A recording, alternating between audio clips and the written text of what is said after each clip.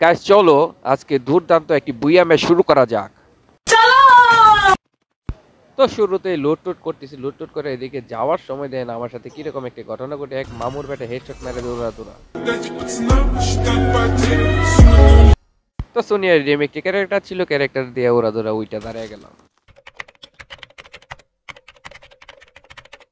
তো শালার কাছে ছিল এসকার ম্যাক্স গান, তো আমার ওয়াল ওরা দৌড়া ফাটাই দিতেছে। তখন ভাবলাম যে একটা লঞ্চ প্যাড আছে কাজে লাগে, তখন লঞ্চ প্যাড দিয়া আইসা বললাম সেভে সেভে আইসা মেডিকেট করার চেষ্টা করতেছি আর দেখতেছি কোন দিক দিয়ে মারতেছে।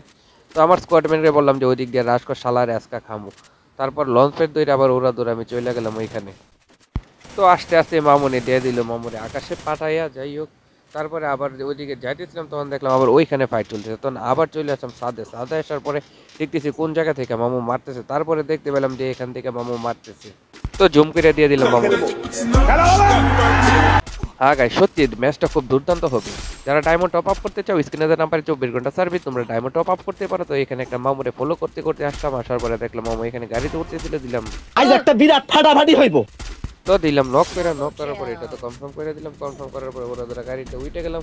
ওঠার পরে এখন তো লুট টুট করতে হবে, লুট টুট পিছনে। তো এখানে আসার পরে তো একটা লাভে দাঁড়িয়েছিল এক মামু, তো আসার পরে মামুরে দিলাম মুরা ধরে, মামুর লগে একটা ফাইট। তো মামুরে নক করে দিলাম, নক করার পরে ক্লিয়ার করতেছি, ক্লিয়ার করার ফাঁকে এই ফাঁকে দেখেন আমার সাথে কিরকম একটা ঘটনা ঘটে। তো পিছন থেকে ওর স্কোয়াডম্যান আমার উপরে পুরা রাশ করে দেয়। তো এখানে মামুন ছিল, তো মামুনরে বললাম যে কাবার যাতে রিভাইভ করো। তো এই ফাঁকে আমার আকাশে পাঠিয়ে দিল, তারপরে মামুন আইছে ওরা ধরে মামুনের দিল আকাশে পাঠাইয়া। তো এদিকে আসছিল মনির রিভাইভ করার জন্য, তো মনির পিছন দিয়ে দিল এক বাস। তারপরে অন্য স্কোয়াডম্যান রিভাইভ করে দিল, তো ওরা দৌড়া নামা শুরু করলাম। নামার পরে প্রচুর লুট করতে হবে। শেষ জুন আশা করি ভুইয়াটা আসবে, কিন্তু আমরা প্রথমে ভাবিনি ভুইয়াটা আসবে। তবে এখানে দেখলাম এক মামু মারতেছিল, সিস্টেম পার দেंगे।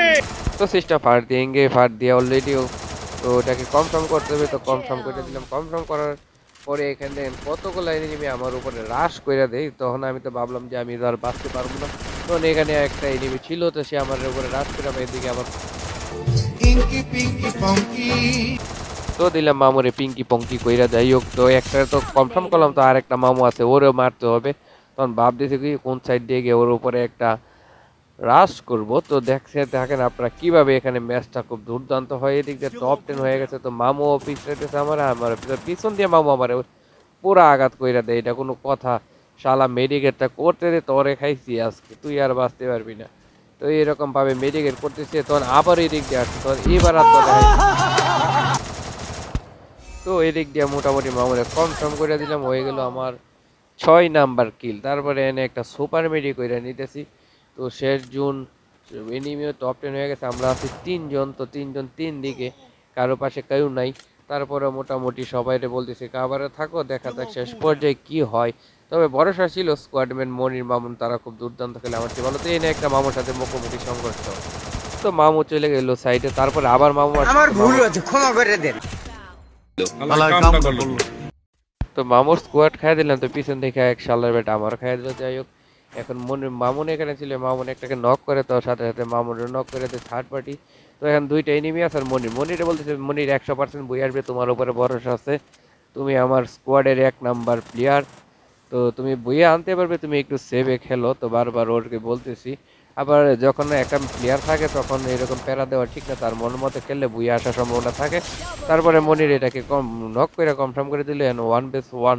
তারপর দেন মনির এখানে কিভাবে ওরা মাইরা বুইয়া চলে আসে। তো সবাই ভালো থাকবেন, সুস্থ থাকবেন, ভিডিও দেখবেন।